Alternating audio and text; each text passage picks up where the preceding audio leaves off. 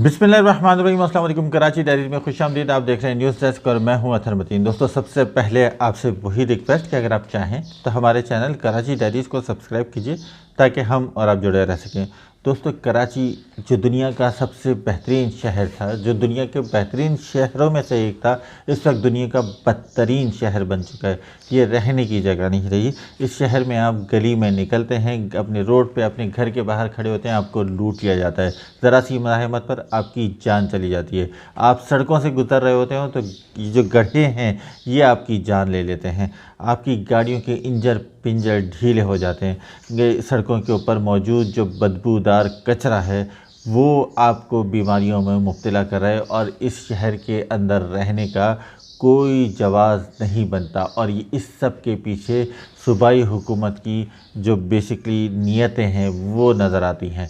कराची के ऊपर मुख्तलिफ़ आवाज़ें उठती रहती हैं। इस वक्त दो सहाफ़ियों की आवाज़ें मैं शामिल करूँगा। एक हैं फ़ारूक आदिल साहब और दूसरे हैं आदिल ज़फ़र ख़ान साहब। दोनों ही कराची के लिए बड़ी आवाज़ रखते हैं, दर्द रखते हैं। और एक का ताल्लुक़ उर्दू कबीले से, उर्दू बोलने वालों से है, और दूसरे जो हैं वो पंजाबी के, लेकिन कराची में रहते हैं, कराची में हमेशा से रहे हैं और बड़ा नाम है सहाफ़त में। तो ये आपके साथ उनकी तहरीरें मैं शेयर करूंगा और उसके ऊपर हम बात करेंगे। फ़ारूक आदिल साहब लिखते हैं कि मेरे जहन में कराची के गली कूचों का नक्शा उभरने लगा। ये शहर हमेशा से ऐसा नहीं था। एक ज़माना इस शहर पर ऐसा भी गुजरा है जब सर-ए-शाम बल्दिया के टैंकर शहर के गली कूचों में नमूदार होते और सड़कों के दाएं बाएं छिड़काव किया करते। यूँ गर्दो गुबार बैठ जाता और रास्ते हर किस्म की आलूदगी से साफ़ हो जाते। ये छिड़काव भी खूब था। 2 वक्त के छिड़काव के बाद इस शहर के गली कूचे केवड़े की खुशबू से महक उठते। जाने वो कौन खुश मिजाज मेयर होगा जिसने इतना खुशबूदार फ़ैसला किया होगा। केवड़े की खुशबू का मामला तो यकीनन इस मेयर की खुशज़ौक़ी का नतीजा होगा, लेकिन ऐसी खुशज़ौक़ी भी उस वक्त तक किसी काम की नहीं होती जब तक उसके पास इख्तियार ना हो। इस शहर के मेयरों के पास जब तक इख्तियार रहा, इस शहर से खुशबुएँ भी उठी और गली कूचे आईना खाना भी बने। शायर ने कहा था, दिल्ली के न थे कूचे और राख मुसव्विर थे। कराची भी कुछ ऐसा ही था उन दिनों, लेकिन जैसे जैसे सूबाई हुकूमत के बल्दियाती इख्तियारात तलब करती गई, ये शहर बिगड़ता चला गया। अब ये शहर नहीं, कचरे का ढेर है। ये शहर हैज़े, आँखों के अमराज और यरकान जैसे अमराज की आमाजगा बन चुका है। सब यही बल्दिया की बेदस्तोपाई। अब जो हुकूमत, ये सबब यही बल्दिया की दस्तपाई। अब जो बल्दियाती हुकूमत का निज़ाम बना है, ये कराची के साथ ज़्यादती की और भी बदतरीन मिसाल है। ये कैसा जुल्म है जो यूनियन काउंसिलें सिंध में 20,000 की आबादी पर बनती है, कराची में 65,000 पर बने। इस स्कीम के तहत कराची में 200 यूनियन काउंसिलें बनती हैं। अगर कराची को अपना समझकर हुकूमत इंसाफ से काम ले तो ये तादाद 600 बनती। यूनियन काउंसिलें कम बने या ज़्यादा, इससे फ़र्क नहीं पड़ता। फ़र्क तरक्याती फ़ंड की मकदार से पड़ता है। सीधी सी बात है, यूसी यानी यूनियन काउंसिल कम होगी तो फ़ंड भी कम होगा, ज़्यादा होंगी तो फ़ंड भी ज़्यादा होगा। सिंध की हुकूमत ने कराची को तरक्की की दौड़ में हमेशा पीछे रखा।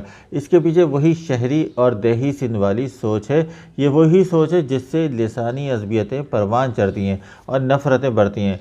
सिंध की हुकूमत एक बार फिर उस रास्ते पर चल निकली है। यही नाइंसाफ़ी बल्कि जुल्म है जिसके ख़िलाफ़ जमात-ए-इस्लामी ने धरना देकर कौम को इस मसले की तरफ मुतवज्जह किया। बेहतर होता कि दीगर कौमी सियासी जमातें भी इस जद्दोजहद में जमात-ए-इस्लामी का साथ देती। जमात-ए-इस्लामी की सियासत से इख्तलाफ किया जा सकता है, लेकिन इसने कराची के लिए जो आवाज़ उठाई है, इसकी आवाज़ में आवाज़ मिलाना ज़रूरी है। हुब्बुल वतनी का तकाज़ा है जमात-ए-इस्लामी और हाफिज़ नईमुर-रहमान बड़ी जुर्रत के साथ कराची की आवाज़ बने। सियासी तक़सीम और मसलहतों से ऊपर उठकर उनकी आवाज़ में आवाज़ मिलानी चाहिए। फ़ारूक आदिल। दूसरी तहरीर आदिल ज़फ़र साहब की, उन्होंने एक तहरीर लिखी है हाफिज़ नईमुर-रहमान के लिए। हाफिज़ नईमुर-रहमान, तुम किस दुनिया में रहते हो? तुम कराची को बचाने निकले हो, तुम हमारे हुकूक मांग रहे हो कि तुम कराची की तरक्की चाहते हो, तुम कोटा की जगह मेरिट की बात करते हो। अरे तुम्हें क्या हो गया है? क्यों हमारे गम में दुबले होते हो? हाफिज़ नईम, तुम धरना दिए रखो, तुम हुकूमत को अल्टीमेटम देते रहो, तुम 5 रास्ते बंद करने की धमकी दो या वज़ीर आला के घेराव की धमकी दो, कुछ नहीं होने वाला, क्योंकि हम वो हैं जो एक हेलो पर तो जमा हो सकते हैं। हम एक कॉल पर पूरा कराची बंद कर देते थे। हमने वोट भी दिए, नोट भी दिए और अपने बेटे भी दिए, लेकिन हमें कुछ नहीं मिला। हम किसी पर एतबार नहीं कर सकते। पहले तुम हमारी सपोर्ट पर कराची के मालिक थे, फिर हमने अपना रास्ता जुदा कर लिया, हमें वहाँ से भी धोखा मिला। چلو چھوڑو، ایک بات بتاتا ہوں، ہم وہ ہیں جو اپنے گھروں کو دوسروں کے حوالے کر کے پاکستان آئے، پھر کراچی بتایا، چائنا کٹے کا نہیں بلکہ پلاٹ خرید کر اپنے گھر بنائے۔ ہمیں اعلیٰ ملازمتوں سے نکالا یو خان نے، ہم چپ رہے۔ بھٹو نے ہماری صنعتیں برباد کی، ہم چپ رہے۔ کوٹا سسٹم لگا تو ہم پر نوکریوں کے دروازے بند کر دیے گئے، ہم چپ رہے۔ ہمارے بچوں پر تعلیم کے دروازے بند ہو چکے ہیں، اب بھی ہم خاموش ہیں۔ کچھ عرصے بعد ہم سے ہمارے گھر بھی چھین لیے جائیں گے، ہم پھر بھی خاموش رہیں گے۔ تم دیکھ لینا، ہم نے چپ شاہ کا ایسا روزہ رکھا ہے کہ کچھ نہیں بولیں گے۔ تمہیں کیا پڑی ہے کہ 24 دن سے ڈیرا ڈالے پڑے ہو؟ ہمیں اپنی تباہی منظور ہے، لیکن ہم اپنے گھروں سے نہیں نکلیں گے۔ ہم نے خودکشی کا فیصلہ کیا ہے، اب ہمیں انتظار ہے کہ کوئی ابن ملجم کا خنجر ہمیں گھائل کر دے یا شمر کی تلوار ہمارا قصہ تمام کر دے۔ ہم چپ رہیں گے، بھاڑ میں جائیں ہم اور ہماری اولادیں۔ تم بھی اپنا دھرنا سمیٹو اور انا الحق کا نعرہ بند کرو۔ ہم اسی قابل ہیں جو ہمارے ساتھ ہو رہا ہے۔ یہ 2 تحریریں میں نے آپ کو پڑھ کے سنائی۔ اس میں پتہ لگ رہا ہے کہ کراچی کے اندر کس حد تک زیادتی ہوئی اور لوگ کس حد تک اندر سے فرسٹریٹڈ ہیں۔ اور حقیقت یہ ہے کہ کراچی کے اندر پہلے آواز بلند ہوتی تھی، تاجر اپنی آواز بلند کرتے تھے، سیاسی جماعتیں اپنی آوازیں بلند کرتی تھی، تو کراچی کو حق مل جایا کرتا تھا۔ پھر یہ ہوا کہ کراچی کی جو آواز تھی، جو آواز بلند کرنے والے تھے، انہوں نے اپنی دکانیں تو سیدھی کرنے شروع کی، اپنے الو تو سیدھے کیے، لیکن اس شہر کے جو عوام تھے ان کے بنیادی مسائل کو تھوڑا دیا، اپنی دکانیں زیادہ چمکائیں، اور پھر یوں ان کا خاتمہ ہو گیا۔ اس کے بعد پیپلز پارٹی نے اس کا بھرپور فائدہ اٹھایا، اور آج اگر کوئی آواز بلند کر رہا ہے تو اس کے اوپر سارا شہر خاموش ہے، سب اس کے اوپر چپ بیٹھے ہیں۔ تو اس کا ذمہ داری ہم سب کی یہ بنتی ہے کہ ہم سب مل کر آواز بلند کریں۔ یہ ٹوٹی سڑکیں کس کو نظر نہیں آتی؟ یہ جو بجلی کے مسائل ہیں، بجلی کے بل ہیں، یہ کس کو نظر نہیں آتے؟ پانی گندا آتا ہے گھروں میں، کس کو نظر نہیں آتا؟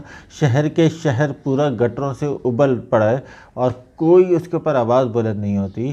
یہ بدامنی کی جو بدترین ایک دور میں ہم لوگ جی رہے ہیں کہ ہم لوگوں کا گھروں سے نکلنا محال ہو گیا، اس کے اوپر کوئی آواز بلند نہیں ہوتی۔ تو اس کے اوپر ہم سب کا فرض ہے کہ ہم اپنے دائرے میں جہاں ہم لوگ موجود ہیں وہاں پر آواز بلند کریں۔ دھرنے میں شریک ہونا ہے، ہو جائیں، نہیں ہو رہے تو آپ کے ساتھ جو موجود ہے آپ اس کے اوپر ڈٹ جائیں کہ یہ غلط ہو رہا ہے، سب آواز بلند کریں۔ اپنے حلقوں کے اندر آپ اس بات کو بولیں، آپ اس کو چھوڑ نہیں سکتے کہ رات کو چائے پینے بیٹھ جائیں گے وہاں پر تھوڑی سی بولتے نہیں۔ اپنے حلقوں میں، اپنے گھر کے اندر، اپنے دفاتر میں اس بات کا ضرور ایک دہرائے کہ کراچی کے ساتھ زیادتی ہو رہی ہے، اور یہ ساری آواز ملے گی تو خود بخود یہ اپنی آواز آگے تک پہنچے گی اور ایک قوت بن کر سامنے آئے گی۔ ملتے ہیں انشاءاللہ اگلی ولاگ میں۔ اپنی رائے سے ضرور آگاہ کیجیے گا۔ کراچی ڈائری سبسکرائب کرنے کے لیے ایک دفعہ پھر ریکویسٹ، بہت شکریہ۔